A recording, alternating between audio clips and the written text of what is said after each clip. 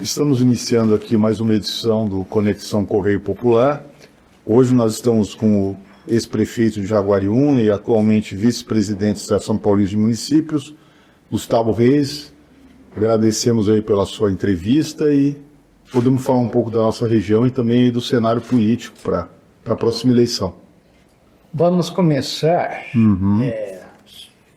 senhor prefeito, com esse evento, que foi o maior evento político ontem em Campinas, organizado por sua pessoa. Então, gostaria que você dissertasse um pouquinho sobre esse evento. Sem dúvida, uma alegria, Ítalo e todos os amigos aqui do Correio Popular, esse jornal aí com mais de 100 anos de tradição. A gente tem o prazer de poder estar aqui falando um pouco sobre o segundo maior evento político já realizado aqui na cidade de Campinas. Foi a segunda edição que nós realizamos, com uma presença maciça de 8 regiões do estado de São Paulo, e não poderia ter sido palco melhor do que não a cidade de Campinas, que é a maior cidade do interior de São Paulo. Então nós tivemos aqui uma presença não só do presidente da região metropolitana de Campinas, que é hoje considerada a maior região metropolitana, da qual eu tive o privilégio e o prazer de ser presidente por 5 vezes, que hoje o Dário Saad, com muita competência, faz o seu papel. Também o presidente da segunda maior região metropolitana que nós temos no interior de São Paulo, que é o prefeito de Ribeirão Preto e presidente da região metropolitana de Ribeirão Preto, o Ricardo Silva. Também a presença do presidente e prefeito de uma importante região metropolitana do estado de São Paulo, de São José do Rio Preto, o prefeito coronel Fábio Cândido. Também nós tivemos a participação de uma região também bastante pujante, que é a região de Piracicaba, o prefeito da região metropolitana de Piracicaba, o Elinho Zanata. Também tivemos a participação do presidente da região metropolitana do município e da região de Jundiaí, o prefeito Gustavo Martinelli. E também tivemos da região importante do estado, que é a região de Bauru, a prefeita Suelen. Portanto, nós estamos falando aí de 6 regiões importantes, mais a participação do presidente do consórcio Circuito das Águas Paulista, prefeito Luciano de Socorro, e também tivemos a região Bragantina. Portanto, foram 8 regiões importantes do nosso estado de São Paulo, nessa segunda edição do jantar, RMC Top 50, com a participação de cerca de 50 prefeitos aqui com a participação do governador de Goiás, o Caiado, pré-candidato à presidência da República, que fez uma revolução no estado de Goiás, com o secretário de governo Gilberto Kassab, presidente nacional do FSD, hoje considerado um dos maiores articuladores políticos e que tem em seu partido ali 6 governadores e 3 pré-candidatos. Eu fiz questão de declarar efusivamente o apoio ao pré-candidato à presidência da República, Ronaldo Caiado, que esteve presente no nosso evento, e também tivemos a possibilidade de ter o nosso candidato a senador, o Guilherme Derrite, que hoje desponta aí como uma das principais lideranças no estado de São Paulo. Portanto, uma grande massa da política nacional participando ontem no nosso jantar. Tive o privilégio de ter a sua participação, o presidente do Correio Popular, o Ítalo, e de toda a sua equipe, cobrindo esse evento que mostra a força política que nós estamos tendo aqui na segunda edição desse jantar, do qual você também já teve o privilégio de participar. O ano passado, da primeira edição, que tivemos a participação do governador de São Paulo, Tarcísio de Freitas, e de todos os prefeitos da RMC. Esse ano nós ampliamos, saímos só da RMC, ampliamos mais para outras 7 regiões, totalizando assim 8 regiões importantíssimas no nosso estado. Prefeito, o senhor foi prefeito de Jaguariúna por 3 vezes, né? E presidente da região metropolitana também, né? Fazer uma pergunta bem ampla, daí depois a gente pode até desdobrar um pouco mais, mas assim, o senhor está nessa cena, vamos dizer, política há quase 30 anos, 25, 30 anos. 26 anos. Como é que o senhor via a região naquela época? O senhor iniciou a sua jornada política aqui e hoje, e assim, o que avançou na região, o que mudou e quais são os principais desafios da região metropolitana de Campinas aí para os próximos anos? A sua pergunta é muito interessante porque eu participei do início da construção da região metropolitana. Então, se você entender que nós tínhamos apenas a região metropolitana de São Paulo, que foi fundada lá na década de 60, na época dos militares, então foi criada a região metropolitana de São Paulo. Depois, o então governador Mário Covas, por ser da Baixada Santista, criou a segunda região metropolitana do estado, lá em Santos. E isso em 1996. Em 2000, ainda governador Mário Covas cria a terceira região metropolitana do estado, que é a de Campinas. E naquele momento, era a terceira região metropolitana e ele cria com esse espírito de fazer essa união de muitas cidades que já estavam conurbadas aqui na RMC. Na época eu era vereador, tinha acabado de ser eleito vereador. E eu fui em todas as câmaras municipais e eu lutava para que o vereador pudesse fazer parte do conselho deliberativo e não consultivo. Então eu já comecei essa história com a RMC desde então. E na época o Romeu Santini era presidente da Câmara de Campinas e eu falava, Romeu, nós precisamos, o vereador precisa ter voz aqui, né? E o vereador não pode ser meramente um conselho consultivo disso. E essa minha luta lá, visitando as 20, na verdade eu não 19, porque Morungaba foi acolhida posteriormente, acabou não surtindo efeito. Não conseguimos colocar os prefeitos, os vereadores na região metropolitana, só que os vereadores depois, por si só, criaram um parlamento metropolitano que não faz parte da Constituição paulista, porque as regiões metropolitanas, elas estão dentro da Constituição do Estado de São Paulo, embaixo numa secretaria. Então nós somos um braço oficial do governo, através da Secretaria de Habitação. E aí nós começamos o trabalho e logo eu tive a oportunidade de ver como é que era a evolução desse conceito de região metropolitana. E eu vejo que houve uma evolução muito grande desses anos que nós tivemos nos 25 anos da RMC, principalmente porque nós começamos a mudar o conceito do prefeito, e acho que foi um trabalho natural, de ele não enxergar o seu município olhando para o seu próprio umbigo, como se fosse uma ilha isolada, mas sim olhando o conceito de uma região integrada. Porque hoje o cidadão metropolitano, ele mora em Jaguariúna, num único dia, ele vai trabalhar em Campinas, à noite ele ainda vai estudar em Indaiatuba, e depois que ele sai de estudar ainda vai namorar em Olambra. Então, o cara está em 3, 4 cidades num único dia. Esse é o cidadão metropolitano. Então, o conceito da integração dos prefeitos fez com que a gente tivesse ações conjuntas. A maior prova da evolução foi na Covid, em que nós criamos ações conjuntas de leitos, de barreiras sanitárias, de ações conjuntas das nossas guardas municipais. Isso foi um exemplo forte desse conceito. Outro exemplo foi o PDUI, que é o Plano de Desenvolvimento Urbano Integrado. Então, os planos diretores dos municípios vão se conversar. Então, eu não posso ter uma região industrial de um lado e uma região residencial do outro em cidades que são conurbadas. Porque é diferente de Ribeirão Preto, em que as cidades metropolitanas, às vezes a distância de uma cidade para outra em Ribeirão Preto é de 100 quilômetros. Em outras regiões. A nossa não, as nossas regiões, você tem a tríplice fronteira, que é Campinas, Sumaré e Paulínia, se não me engano. Conurbados, exatamente. Então, já estão conurbados. Essa é uma diferença muito grande. E o principal avanço que nós temos é dessa visão em que nós temos a questão também dos leitos do sistema CROSS, em que a gente, pela região metropolitana de Campinas, batalha para que a gente tenha a centralização para o município de Campinas, que a gente tenha isso. E os avanços principais que eu diria para você foram feitos em relação às conquistas e às batalhas que nós tivemos, que são duas, que eu queria mencionar.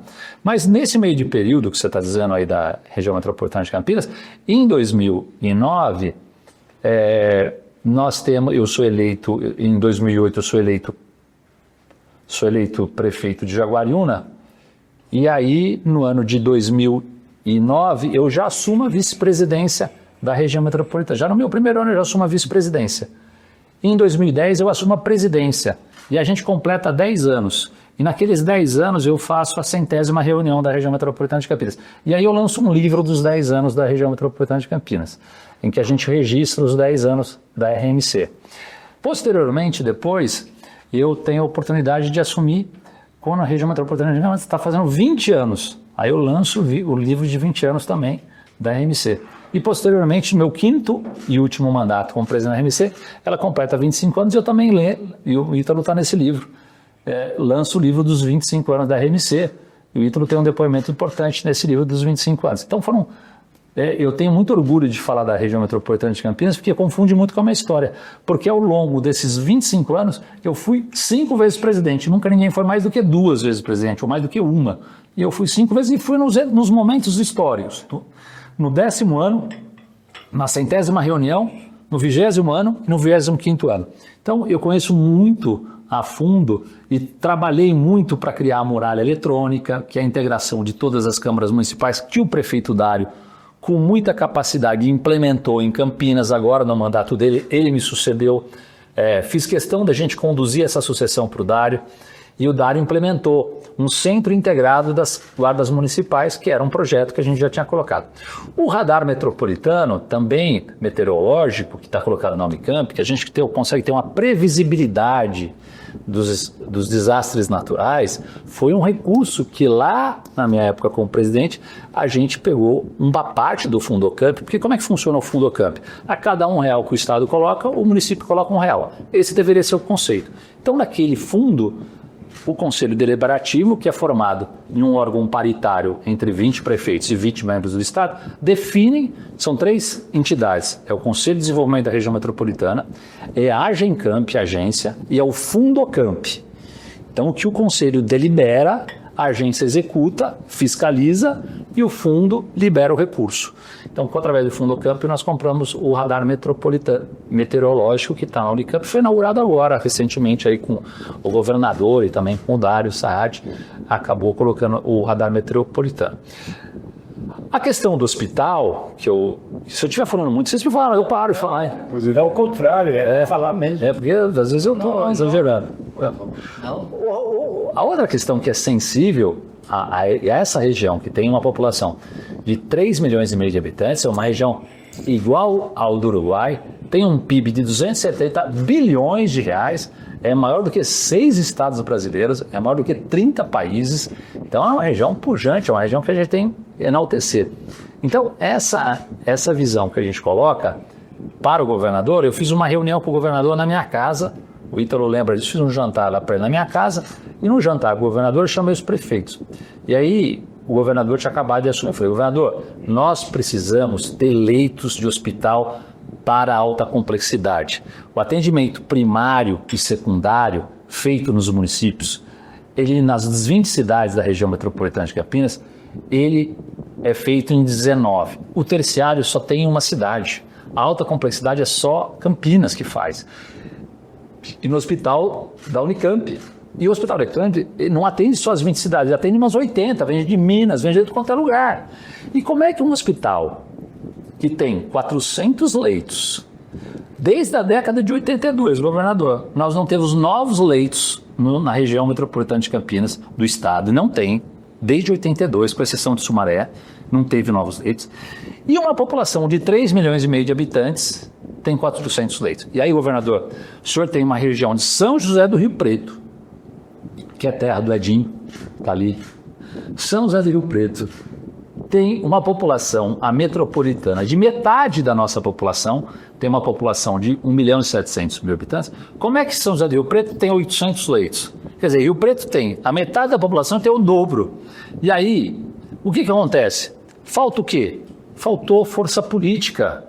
Porque lá, que é uma região que tem a metade da população, tem o dobro de leitos no hospital de base de Rio Preto, e aqui a região metropolitana de Campinas, que é o dobro da população, está em metade. Aí o governador se sensibilizou, e o governador falou assim, não, Gustavo, nós vamos fazer o seguinte, eu vou pedir para o Eleusis fazer uma avaliação dos leitos, e se a gente verificar que isso de fato se comprova, nós vamos efetivamente fazer um investimento. O secretário é lá em Rio Preto, inclusive. Verificar, por isso que eu levava lá. Um detalhe, né? Aqui, um aspas. Exatamente, aliás, foi vice-prefeito de Rio Preto, Eleusis. E aí, você vê que a força política, por isso que eu digo, quando eu falo assim, ó, Campinas, ela precisa ter representantes no legislativo. Não é possível uma região como Campinas não ter representantes fortes aqui que possam, efetivamente.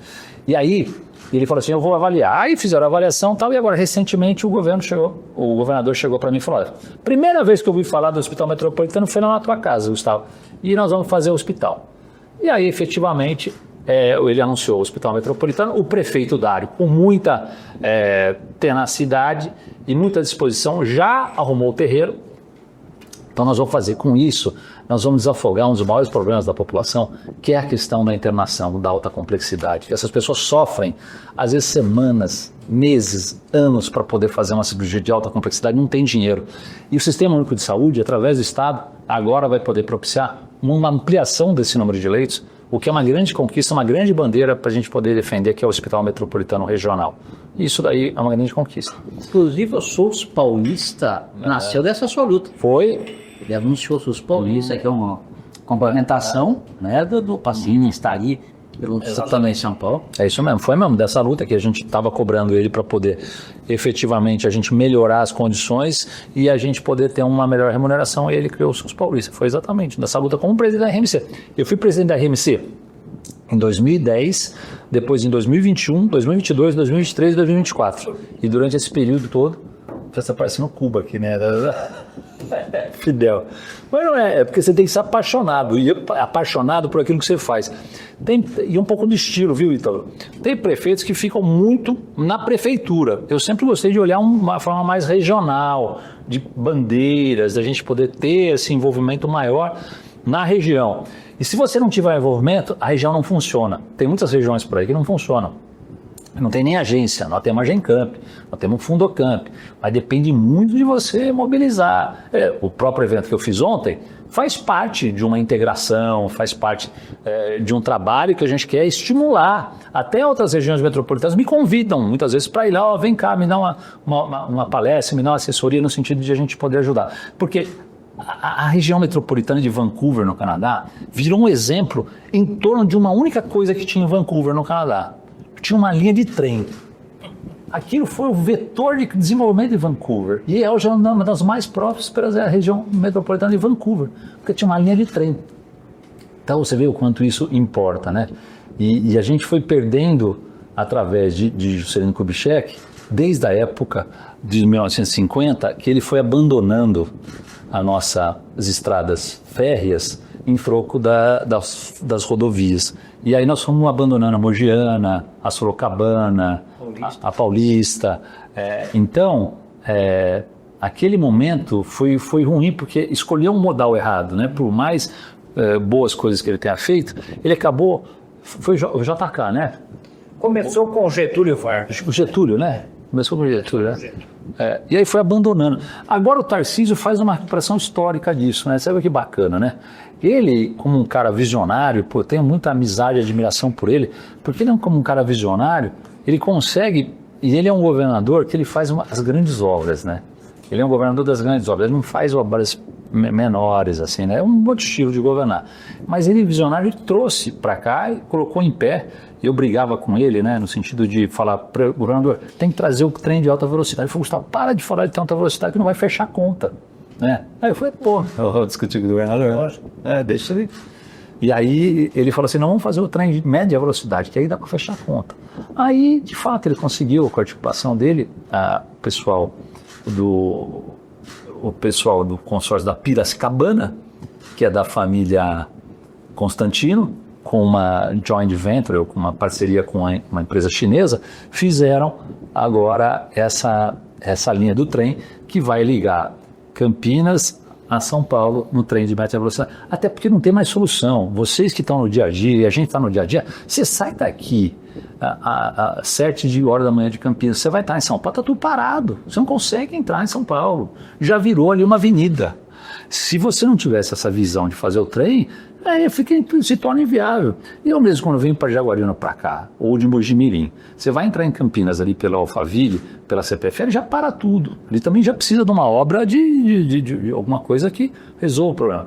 Bom, nós precisamos pensar em metrópoles e em região, tendo esse conceito de que as pessoas circulam e precisam da questão da mobilidade. Então o trem vai ser uma grande conquista também, antiga nossa, de estar defendendo isso, porque desde lá de trás, da época do Jurandir Fernandes, a gente discutia isso também na RMC, o Jurandir discutiu um pouco, não sei se você lembra um pouco disso, foi secretário de transporte, também a gente discutia isso, mas a gente já discutia lá. Então esse trem é uma outra conquista importante, o trem metropolitano, o trem intercidades. Então, acho que eu poderia destacar 3 grandes conquistas.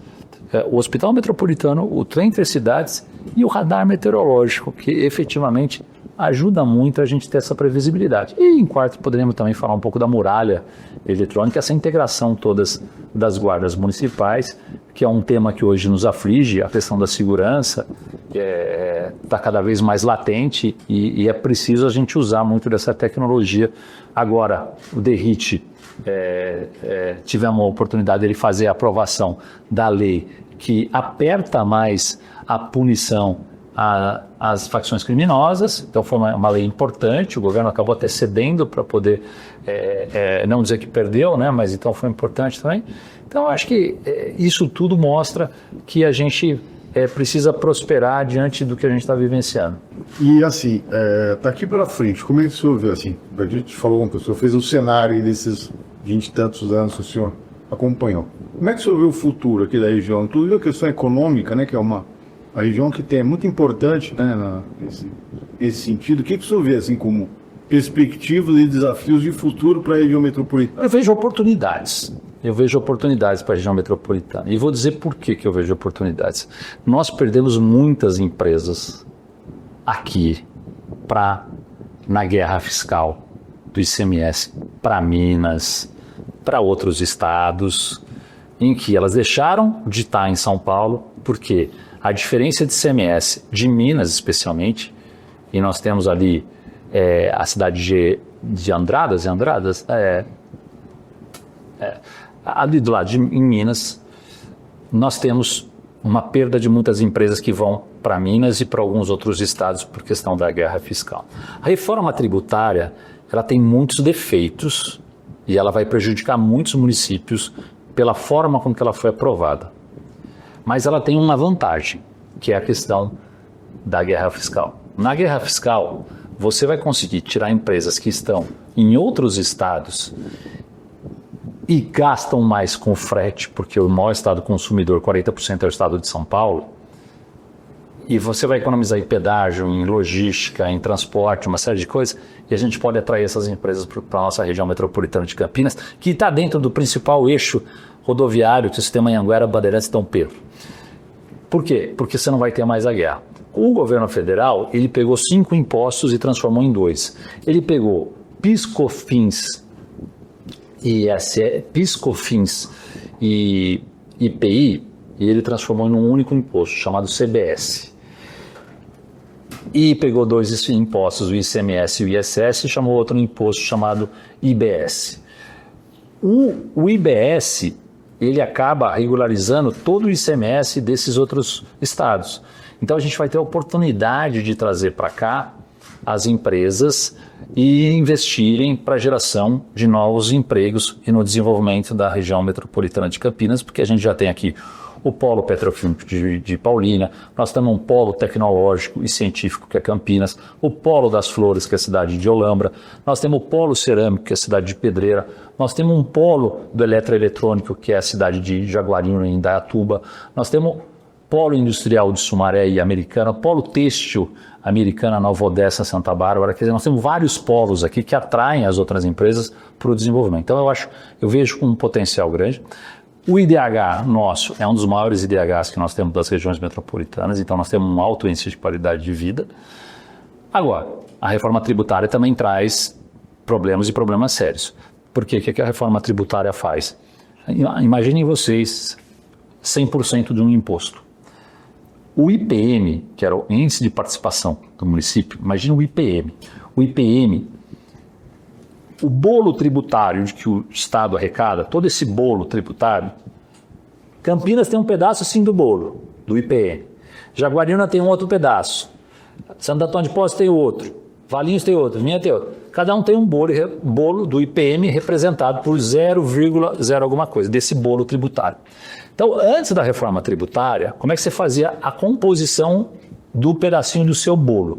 De 0 a 100%, você tinha aqui no IPM o valor adicionado fiscal, chamado VAF. O VAF, ele tinha o peso de 74% nesse pedacinho do teu bolo VAF. O que é VAF? VAF é tudo que é produzido no seu município. Então vamos dizer Jaguariúna. Tudo que era produzido em Jaguariúna, pela Motorola, pela Sky, pela Ambev, pela Neusaldina lá que faz a taqueira, tudo que era produzido, todas as riquezas produzidas em Jaguariúna compunham o VAF. Então o VAF 74% desse bolo, desse pedacinho que é o maior dinheiro que entra por recurso. 3% da população, 3% da população. Então aí você tem 77. Os outros 23 é 5% da educação, 10% não sei o quê, outras coisas. Então, como é que ficou na nova lei? Os 74% do VAF foi para zero. E quanto foi a população? De 3% foi para 80%. Uau.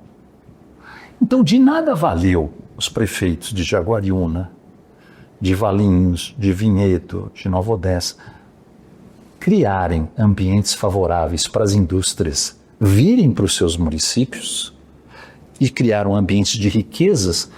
Essa riqueza produzida no município não vale mais nada. O que vale é a população que você tem. E nós não temos uma população grande. Uma população de 70 mil habitantes não é grande. A grande maioria dos municípios não tem população grande.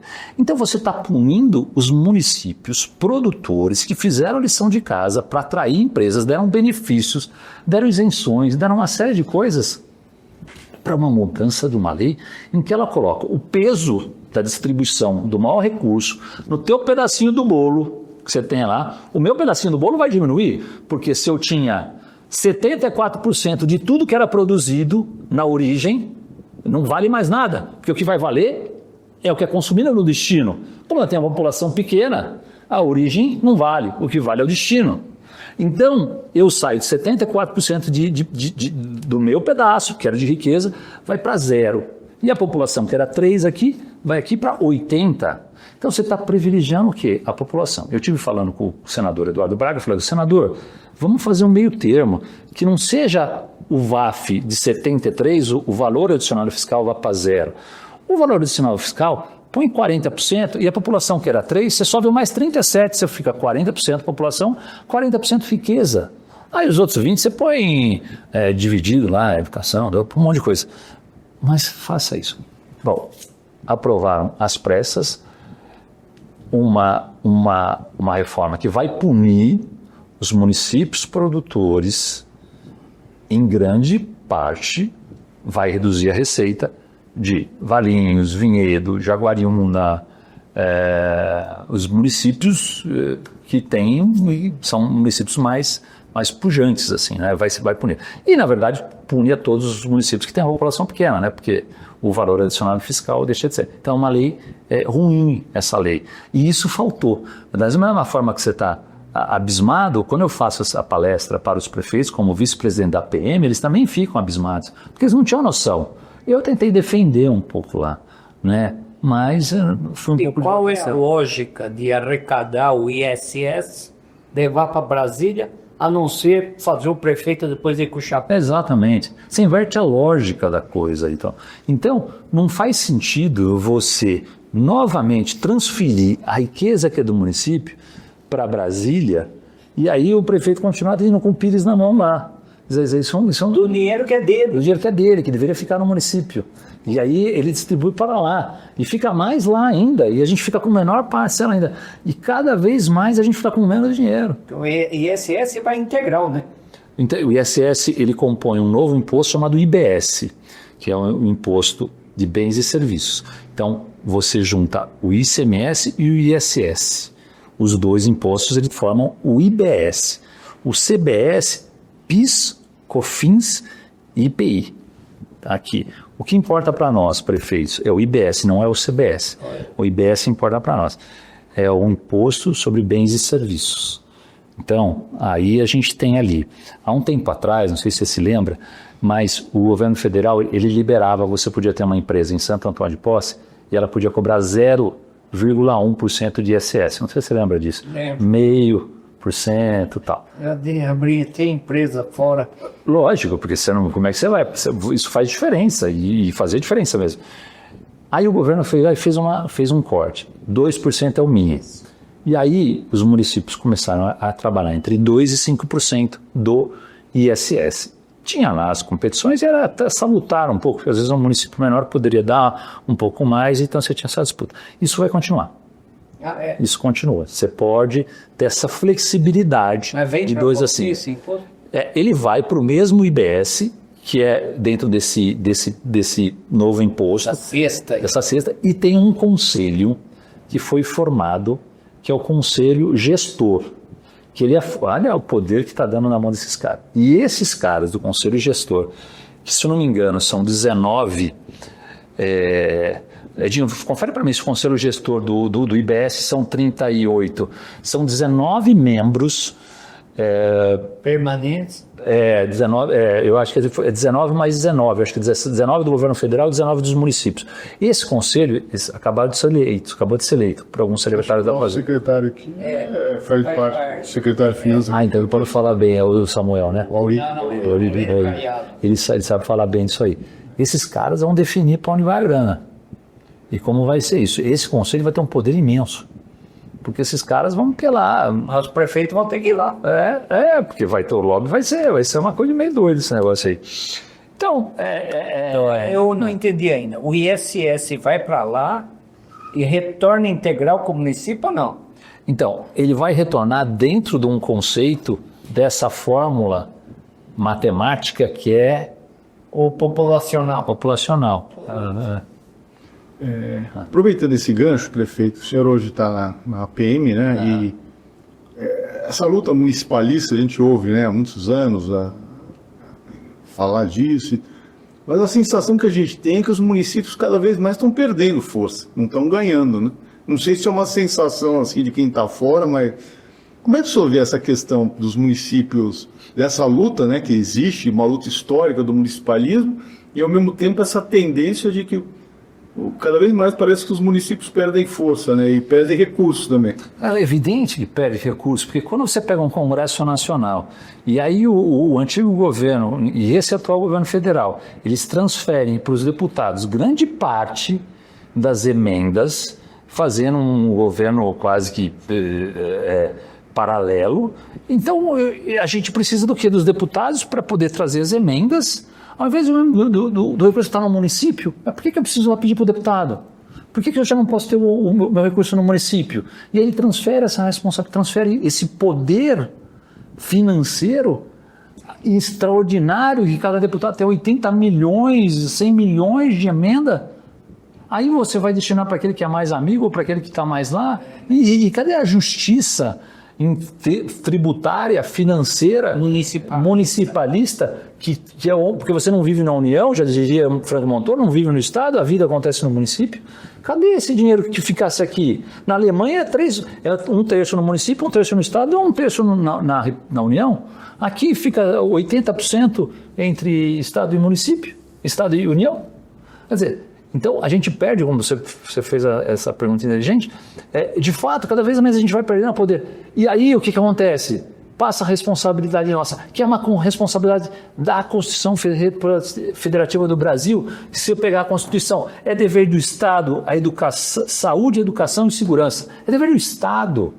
Só que acontece o seguinte, o Estado passa para os municípios a segurança pública. Se a gente não tiver guarda municipal, acabou, porque se o prefeito não colocar funcionários dele na delegacia de polícia, fecha. A grande realidade, papel higiênico, a viatura, saúde, se você complementar, eu gastava na saúde, obrigatório por lei, é você gastar 15% na saúde e 25% na educação. Eu gastava 33% na saúde.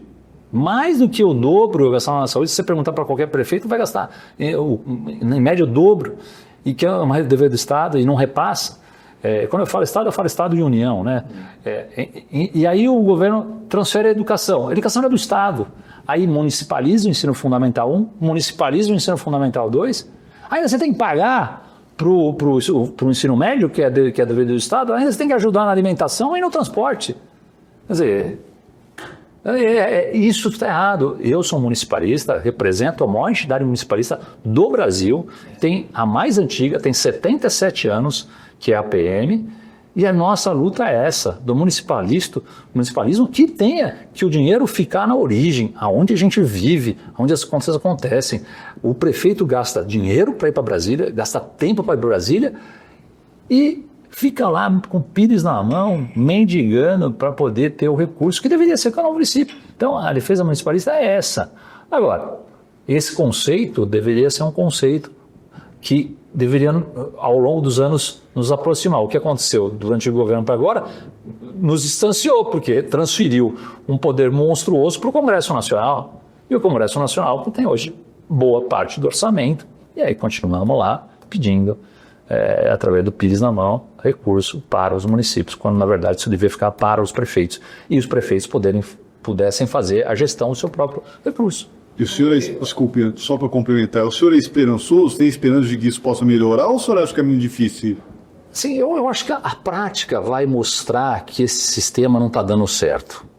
Eu acho que nós vamos demorar ainda para poder ter uma mudança, mas a prática vai mostrar que é uma forma muito ruim para os prefeitos. A gente espera que tenha uma reforma eleitoral, que acabe a reeleição e que isso possa incentivar a gente ter uma autonomia para os municípios. Mas a curto e médio prazo eu não tenho esperança que isso mude, não, porque nenhum deputado vai votar para que ele possa perder o poder dele poder colocar nas suas bases eleitorais os recursos que lhes interessam. E isso foi dado no antigo governo, foi dado para esse atual governo um poder que até então eles não tinham.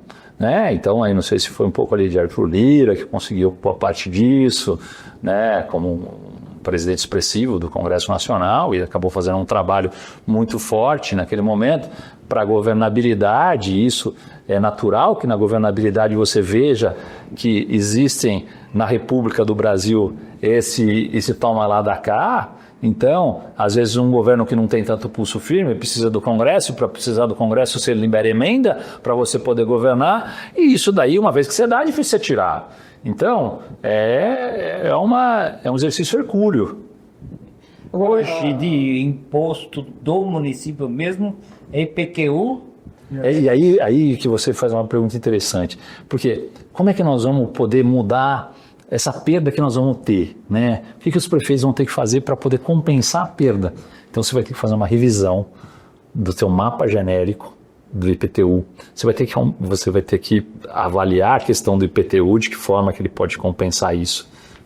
Eu nem gosto de falar de IPTU, porque IPTU deveria ser uma coisa menor, mas a gente sabe que em muitos municípios o IPTU é muito salgado, isso impacta na vida das pessoas, mas o IPTU, as taxas municipais, e você tem IPTU e ISS ali, vai estar junto ali, então você não tem muito, mas o ITBI, o Imposto de Transmissão de Bens, que ali tem ali que você vai ganhar, mas isso aí vai depender das negociações comerciais, então é uma situação complicada. O senhor é municipalista, mas o senhor disse aí dos deputados que eles são detentores, autores das emendas parlamentares, Os deputados são eleitos que vêm buscar votos dos municípios e com apoio dos prefeitos. Isso não deveria ter uma campanha para que esses deputados assumam um compromisso municipalista também? Ah, sim. Com certeza, tem toda razão. O deputado deveria assumir esse compromisso municipalista. Acontece que nós temos deputados que sempre foram só deputados. Nós temos deputados que foram prefeitos. Com esses é mais fácil a gente sensibilizar, porque ele entende o dia a dia da vida do prefeito e da necessidade do prefeito estar ali e ter o recurso municipalista. E na época da campanha esse compromisso deveria ser assumido. E deveria se criar, e você dá uma sugestão interessante, uma bancada municipalista de deputados que pudesse aí, buscando o que você complementa, a gente inverter essa lógica e ao longo prazo a gente conseguir mudar isso. Mas isso depende de uma questão conceitual e de lideranças que tenham essa visão municipalista de deputados. O compromisso deveria ser exigido da população. Acontece que o alcance da população, muitas vezes, para ter a compreensão em relação a isso, não é o que imediatamente ele está buscando no deputado. Às vezes se busca uma outra coisa que não seja uma coisa tão conceitual como essa, como a gente está dizendo aqui, que para nós é extremamente importante, que reflete diretamente no dia a dia da população e que nós precisamos ter representantes, deputados que foram prefeitos. Modo distrital, o senhor é favorável? Sou totalmente, Porque o modo distrital aproveitando esse gancho, prefeito, o senhor mencionou essa questão da necessidade da região ter os seus representantes também, né? E a gente percebe aqui, principalmente que a gente acompanha mais a região de Campinas, nós já tivemos uma representação mais forte, mais ativa do que hoje, né? E assim, a gente pega os deputados federais mais votados aqui na última eleição, dos 5 primeiros, acho que 3 não tem vínculo nenhum com a cidade nem com a região, né? Que hoje a gente tem muito esse voto ideológico, ou esse voto de rede social, Exatamente, né? Como é que o senhor vê, como dá para a gente ter uma bancada com compromisso com a região, com esse perfil que mudou tanto do eleitorado quanto dos candidatos? Você tem razão. Você sabe que em 2018 nós tivemos um movimento muito forte da rede social. Ainda em 2018, muito voltado aos militares, ao voto de generais, de polícia. Em 22 isso foi descendo um pouco. E eu acho que em 26 a gente volta um pouco para a política mais tradicional. Essa é a minha esperança. Não pelo fato do deputado da internet não ter o direito de ser candidato, é um direito democrático. Mas o deputado da internet ele não tem compromisso com a cidade. Então, como você bem colocou, aqui muitos deputados federais ou estaduais tiveram votos, mas não tem compromisso nenhum com a cidade de Campinas. E não vão trazer um recurso nenhum para a cidade de Campinas. Por quê? Porque ele lacrou na rede social, porque ele defende talvez uma causa na rede social, mas ele não defende a causa do município onde as pessoas vivem. Por isso que o voto distrital é tão importante, mas o voto daquele que mora na região é fundamental, porque você pode bater na casa do deputado. Você pode cobrar o deputado em relação àquilo que ele está votando ou àquilo que ele está se defendendo. Então é fundamental que a gente tenha essa consciência de que esse voto da internet ele não vai trazer benefício para o teu posto de saúde, para a sua rua, para a creche do seu filho ou para a casa popular que você busque. Não vai trazer esse reflexo, não. Ele vai ser o oba-oba, né? Então nós tivemos aí um deputado muitas vezes aí que era engraçado, era de circo, fazia graça e coisa e tal. Aquele compromisso que ele tinha, né? O deputado não tinha esse compromisso, mas ele era engraçado, né? Então, Macaco Tião, né? Que uma vez votava no Macaco Tião, essas brincadeiras é um voto de protesto. Só que é o seguinte, o voto, você tem o direito de escolha. O que o voto é? É a comparação. Quais são as qualidades desse candidato aqui e desse? Quais os atributos que esse candidato tem e esse tem? Então o voto é comparar o produto A com o produto B. E aí, você comparando as qualidades, você consegue formar a convicção de você votar. E aí, votando, você tem como cobrar e você tem como trazer recurso para a tua região, que é o compromisso principal, né? E o senhor tem projeto de ser candidato nessa próxima eleição? Como é que está o seu futuro político, digamos assim? Eu estou há 26 anos na política, sabe? E eu tenho trabalhado muito na causa na nossa região metropolitana de Campinas. E eu sou pré-candidato a deputado estadual.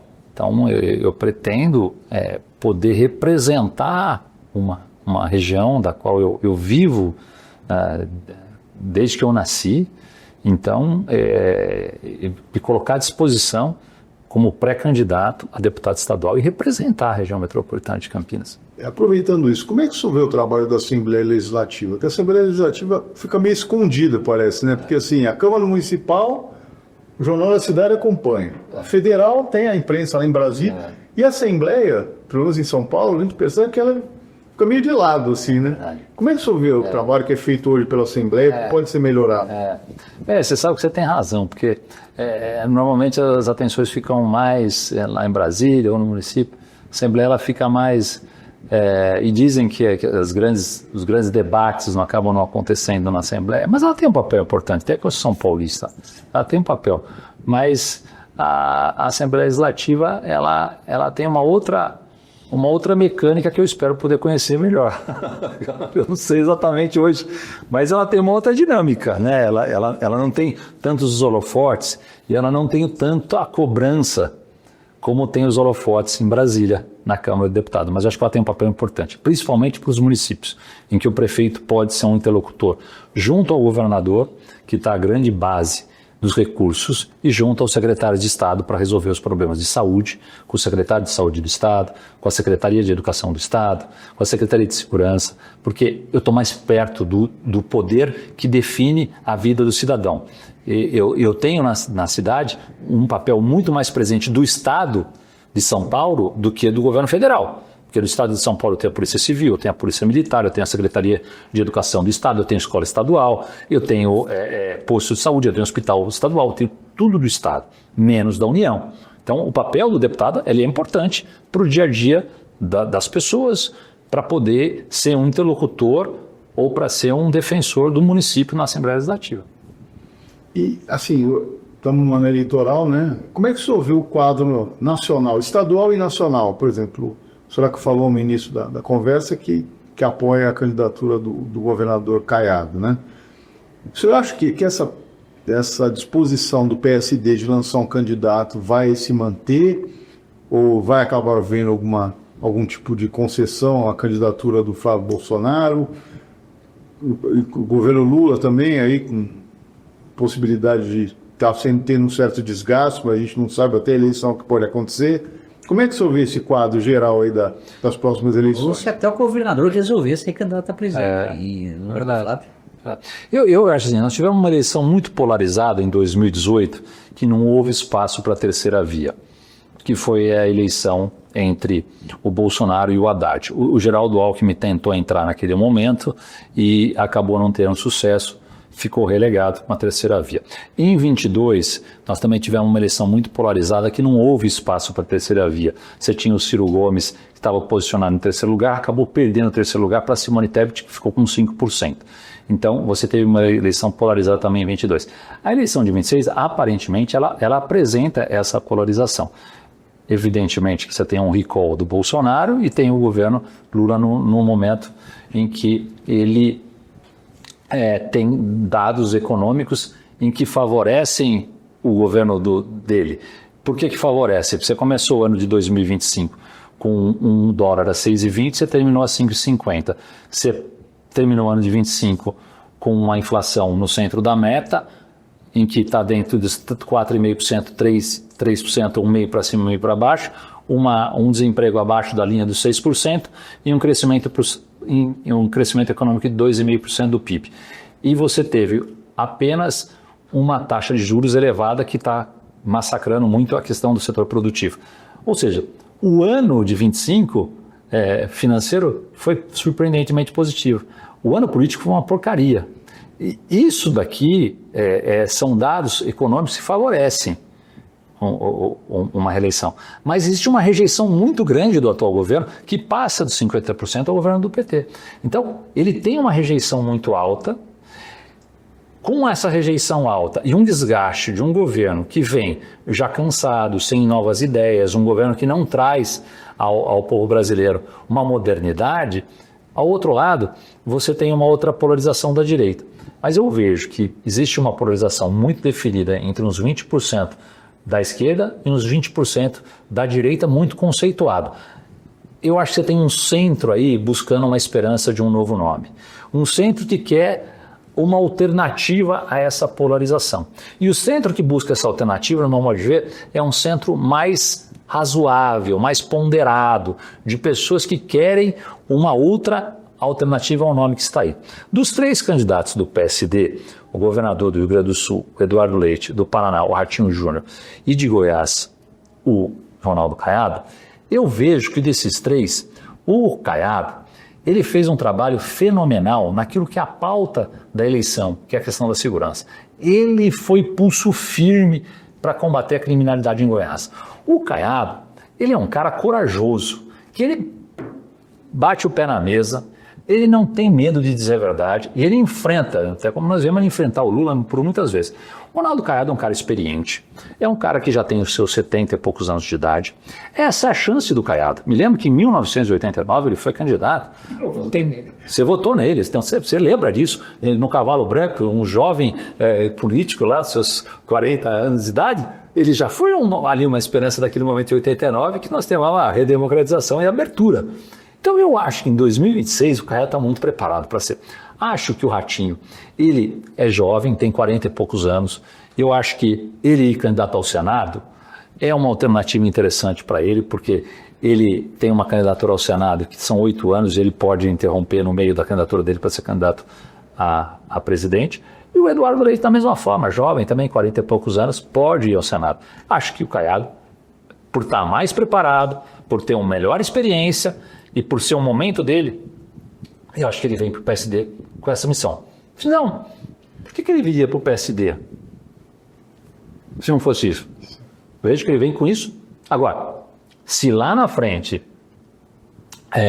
abrir mão, acho que é um equívoco, porque eu acho que existe uma grande parcela da população brasileira que quer sair da polarização e tem esperança que a gente tenha um nome novo, com uma capacidade de gestão, porque a experiência que o Ronaldo Caiado tem como governador de Goiás é exemplar. A experiência de gestão pública que ele tem ao longo dos anos é exemplar. Haja visto os resultados de segurança, de saúde e de educação que ele tem.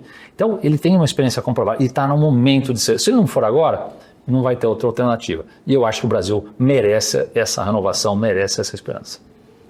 E falando agora um pouco do estado de São Paulo, da eleição estadual. Houve aí recentemente um certo estranhamento entre o governador e o Kassab, né? Por conta até daquela declaração do Kassab sobre a relação entre o governador e o Bolsonaro. Como é que o senhor vê esse quadro? O senhor acha que até a questão do vice também, né? De talvez o PL assumir a vaga de vice. Como é que o senhor vê esse quadro em São Paulo? O senhor acha que a eleição do governador Tarcísio são favas contadas ou não? Não dá para pensar assim? Eu acho que o governador Tarcísio fez um trabalho extraordinário como governador de São Paulo. Grandes obras que ele vem fazendo, a questão do trem das cidades, agora está trazendo o Hospital Metropolitano, retomou as linhas de metrô que estavam paradas há tanto tempo em São Paulo, conseguiu concluir o Rodoanel, está faltando só um pedacinho, é um visionário, teve uma atuação muito importante no desastre que teve em Bertioga, tem sensibilidade, tem competência, e eu acho que o Kassab teve boa intenção. É bom de ver, o Kassab conseguiu reunir com muita habilidade 3 governadores, governador do Rio Grande do Sul, do Paraná, de Goiás, de Pernambuco, de Roraima, que ele tem também. Ele conseguiu reunir tudo isso. E o meu modo de ver, ele deve ter colocado isso à disposição do governador Tarcísio. Eu acho que ele deve ter colocado essa grande força do maior partido brasileiro. Só em São Paulo elegeu mais de 200 prefeitos. Tem hoje um número de senadores expressivo, um número de deputados expressivo, vai fazer a maior bancada de deputados. E eu acho que ele chegou com tudo isso e ofereceu isso ao governador Tarcísio como um gesto de que está buscando uma alternativa para esse centro-direita. O que a gente está buscando é um centro-direita. Então, eu acho que ele colocou essa disposição do centro-direita ao governador Tarcísio. E é uma decisão pessoal do governador Tarcísio em poder compreender qual é o momento dele ser o candidato à presidência da República, se agora ou mais para frente. Eu acho que houve um pouco disso, e as pessoas deturparam um pouco o que o Kassab quis falar. O Kassab, ele foi na boa intenção de dizer o seguinte, olha, a gente precisa talvez ter uma alternativa, eu tenho uma alternativa, olha o trabalho que nós fizemos aqui no PSD no Brasil inteiro, e a alternativa pode ser viável para a construção de um novo Brasil. Mas aí eu acho que deturparam as palavras dele, eu acho que não foi da forma como foi colocada, né? Eu acho que a intenção dele foi sempre positiva, acho que o estranhamento aí foi muito mais provocado pelo fogo amigo do que qualquer outra coisa. Ô, prefeito, nós vamos promover aqui no nosso auditório, o nosso Media Kit hoje dá 21 milhões só aqui no Instagram, nós temos na nossa TV 11,2 milhões por mês. Mas que legal. Nossa, um negócio absurdo. Caramba. O programa é de segunda a sexta, então dá mais ou menos 500 mil por dia. Que bacana. Nossa. Temos o jornal e estamos implantando com o Ângelo a rádio. Vou lhe mostrar lá embaixo. Tá, chama. Então nós vamos promover no nosso auditório debates entre os candidatos à Assembleia Legislativa da região. Olha que bacana. O senhor virá? Um prazer. Um convite desse é irrecusável, com uma honra. Eu faço questão de estar presente aqui e poder debater, expor as minhas ideias e a gente poder assumir os compromissos para a nossa região com essa audiência que o Correio Popular, o Já, todas as mídias que fazem parte desse importante veículo de comunicação, que eu acho que ele tem uma representatividade, uma importância enorme na nossa região e pode contar 100% com a minha presença. Justamente com esse espírito. de evitar o voto a pessoas estranhas. É isso aí, boa. Boa. Vamos eleger Isso. candidatos que tenham compromisso Isso. com a região. Até assine um compromisso no municipalismo aqui, podia até assinar uma carta aqui, um compromisso aqui com o municipalismo. Exatamente. Isso é importante. Então, Não? nós vamos promover esses debates. Com muita honra, Ítalo. Vai ser um prazer. Vai ser um prazer. Muito bem. Prefeito, é só para encerrar aqui a entrevista, a gente sempre faz essa pergunta para todos os entrevistados de todas as áreas, né? A gente sabe que a sua rotina deve ser muito corrida, né? Mas assim, o que o senhor faz nas horas de lazer? O senhor tem algum hobby, tem alguma coisa para... Porque o Santos é uma decepção. Espairecer um pouco a camisa.